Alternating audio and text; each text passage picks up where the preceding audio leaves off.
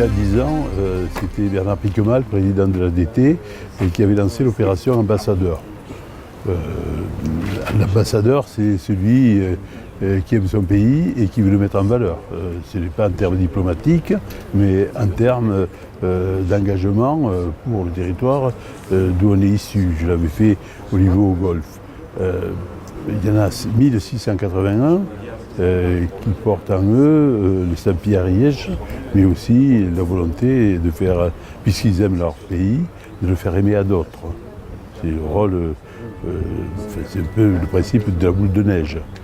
Et nos équipes de l'ADT, Alain de Plus et puis Véronique Auched, ont pensé qu'il fallait dépasser ce mot, ce terme ambassadeur qui est, il n'est pas suranné, mais il est assez général, même générique. Ils ont pensé avec le 09 de passer à agent 009 de manière à donner à cette activité, à cette démarche, à ces initiatives, un caractère particulier. Et puis une bluette, non pas d'amusement, mais un clin d'œil. Et on va foncer là-dedans. On a fait donc une conférence de presse au château, qui est le vaisseau amiral du tourisme ariégeois, avec des prestataires qui ont fait état de leur retour. La grotte de la Bouche qui vient d'entrer dans le dispositif, Vincent Millot de Montcalm Aventure avec 4 sites dans la vallée des Vidossaux au-dessus d'Ozat, et aussi le CESTA qui gère les sites importants poussés par le conseil départemental, c'est-à-dire Niaux, le château de Foix, le Mazazil, et également le palais des évêques à Saint-Giron, pardon. Et ils ont fait état, de l'intérêt de cette démarche, et deux, de l'intérêt croissant qui va arriver avec, au travers de ce qui s'est dit entre eux, le souhait ou bien l'envie et l'intérêt de s'envoyer les clients ou les visiteurs, non pas comme des boules, mais comme des indicateurs de performance et d'intérêt touristique. Nous, pour Montcalm Aventure, petite structure de fond de vallée, là, Vic de Sceaux, c'est un rôle primordial parce qu'on se développe au niveau départemental. Et l'idée vraiment, c'est ce maillage de faire connaître aux Ariégeois qui vont faire venir leurs familles, les amis, des amis, et qui vont communiquer sur les différentes structures et les différentes activités de différents prestataires. Pour une petite structure comme la nôtre, ça impacte d'une manière positive. C'est-à-dire qu'on accueille forcément un volume de gens, de familles.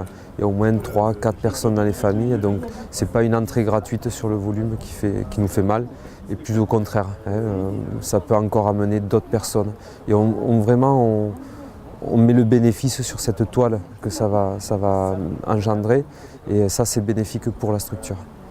Alors aujourd'hui, je pense qu'au travers des différentes démarches de l'ADT, que ça va être l'agent 009 ou la démarche qualité des sports aventures, des sports outdoor, on arrive à mettre un enthousiasme et presque une confrérie entre les, je ne sais pas si c'est le terme, mais entre les prestataires, et on arrive à se renvoyer des gens, à donner l'info que l'autre existe, et à plus rester dans notre petit coin pour se développer uniquement. Et ça nous dessert tout compte fait. Et en 1984, on sortait bien sûr d'énormes déflagrations industrielles.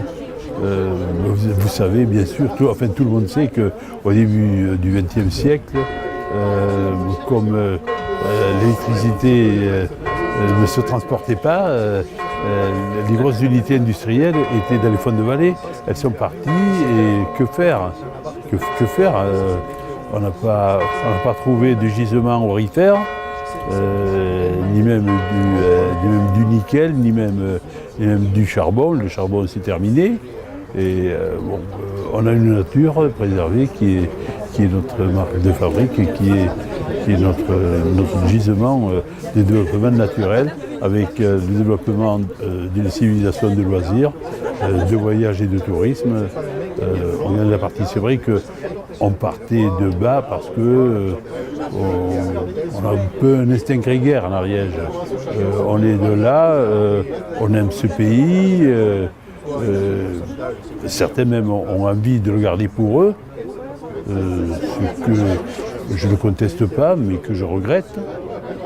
Mais les choses évoluent dans le bon sens. Et on n'a pas fini parce que de beaux jours nous attendent au niveau du territoire.